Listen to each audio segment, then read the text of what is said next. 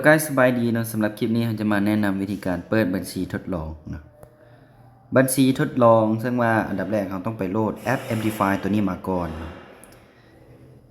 สามารถพิมพ์เข้าไปในPlay Store เนาะแล้วพิมพ์คำว่า MT5 แล้วมันจะขึ้นเป็นแอปตัวนี้เลยเนาะสามารถดาวน์โหลดมาได้เลยดาวน์โหลดฟรี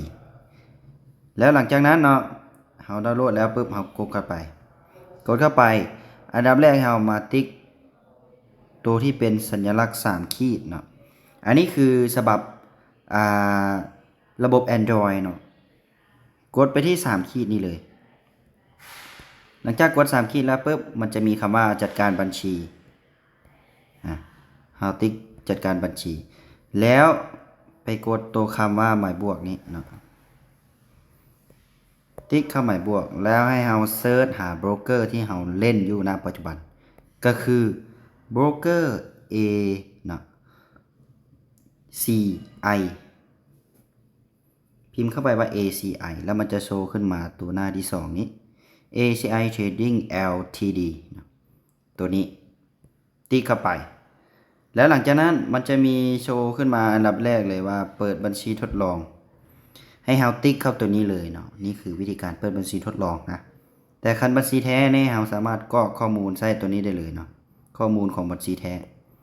แต่อันนี้เราจะมาเปิดบัญชีทดลองก็คือกดเข้าไปเลยปึ๊บแล้วเราตั้งชื่อ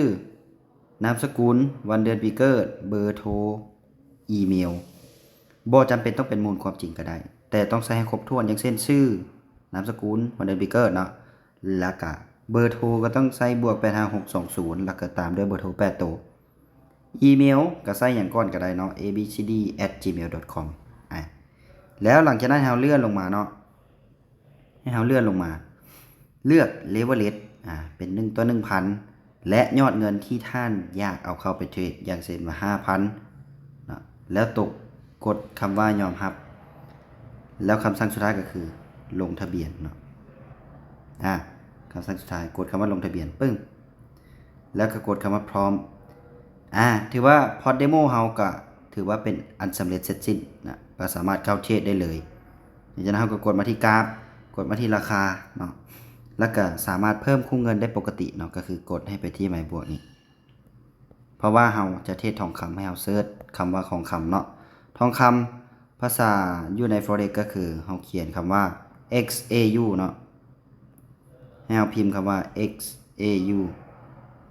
USD เห็นปะ .a กดบวกแล้วเราก็กดกลับได้เลย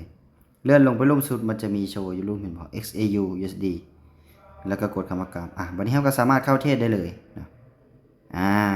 เข้าเทรดได้เลยถือว่าจบเพียงเท่านี้เนาะสำหรับคลิปวิธีการเปิดบัญชีทดลอง